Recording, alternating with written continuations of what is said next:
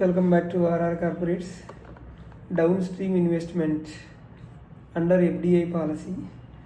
This is a very important concept under the foreign direct investment framework. Downstream investment is also referred as indirect FDI. This concept is crucial for companies that receive foreign investment and further invest in other Indian entities. So let's understand the provisions, compliance requirements and legal framework under the foreign exchange management MDI rules, non-debt instruments rules and consolidated FDI policy. Now we will understand downstream investment or indirect FDI or downstream investment means an investment made by an Indian company which is owned or controlled by non-residents into another Indian company. In a simple terms, when a company in India that already has a foreign ownership or control invest in another Indian company, such an investment is treated as indirect foreign investment in that second Indian entity. Clear? Applicability of FDI norms. As per FDI policy, such downstream investments must comply with the same sectoral conditions that are applicable to direct FDI. This means the entry route, even sectoral caps and conditionalities all must be adhered to in line with the sector where the downstream entity is operating. For example, if the downstream entity operates in a sector where the foreign investment is restricted or capped, so the investment from the first level foreign owned company must also comply with those same restrictions. Clear? When downstream investment is treated as indirect FDI? This is a question. So downstream investment is regarded as indirect foreign investment when an Indian entity that has received foreign investment and is not owned or controlled by resident Indian citizens or is owned or controlled by persons resident outside India makes an investment into another Indian company. Such an entity is often referred to as non-Indian entity. Similarly, if an investment vehicle such as an alternative investment fund AIF or venture capital fund makes an investment into Indian company and its sponsor, manager or investment manager is not owned or controlled by resident Indian citizens or is owned or controlled by persons, residents outside India, then that investment is also treated as indirect foreign investment. Compliance conditions? Yes. Downstream investments are subject to several important conditions prescribed under the FDI policy and NDI rules. Let's go through the rules policy. First, board approval. Prior approval of the board of directors of the investing Indian company is required before making any downstream investment.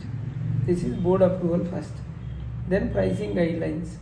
The investment must comply with RBI pricing guidelines, ensuring that the issue or transfer of shares is done at fair value. Then source of funds. The funds used for downstream investment must be either be brought in from abroad or arranged to internal accruals, meaning profits that have been transferred to reserves after payment of taxes. Then responsibility of first level Indian entity. The first level Indian entity, that is the company which has received foreign investment and is making the downstream investment, carries a major responsibility. It must ensure that all provisions of NDI rules are complied with and all sectoral caps, entry routes and conditionalities are observed by the downstream entity.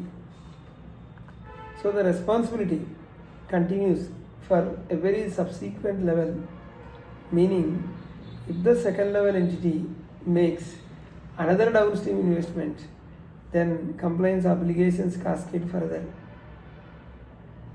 Statutory auditor certification, where it is required.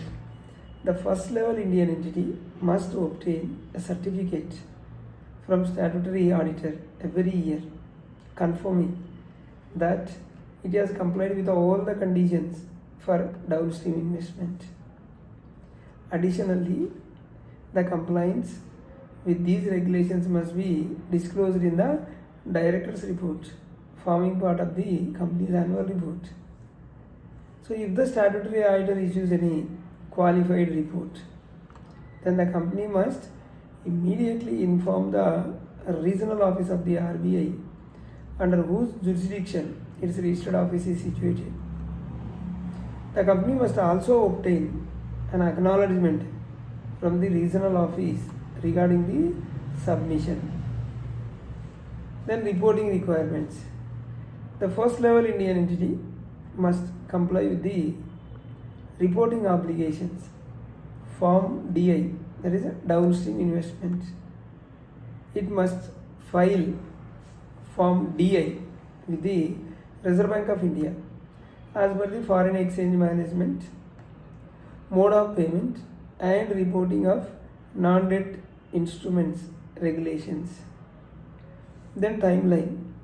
Form DI must be filed within 30 days from the date of allotment of equity instruments to the downstream investee company, and the reporting on FIP portal. The same information must also be filed on the Foreign Investment Facilitation Portal, FIFP. It is available at www.fifp.gov.in, and then intimation to DPIIT. Even if allotment of shares has not yet been completed, the company must notify the Secretariat for Industrial Assistance, Department for Promotion of Industry and Internal Trade, that is DPIIT, within 30 days of making downstream investment. Clear? So if we summarize, let's have a quick summary. Obtain board approval before making investment, then ensure sectoral caps and entry rules are followed, then use only eligible source of funds either from abroad or internal accruals, then file DI, Form DI within 30 days of allotment, then report to DPIIT and RBI as per the prescribed timelines, then disclose compliance in the director's report, obtain and maintain statutory auditor certifications annually, then inform the RBI regional office in case of any qualifications in the auditor's report. Hope clear. We have two channels, RR Corporates, other channel RR Legal Talks. Please do subscribe, hit the bell icon so that you will not miss any of our latest videos. Thank you.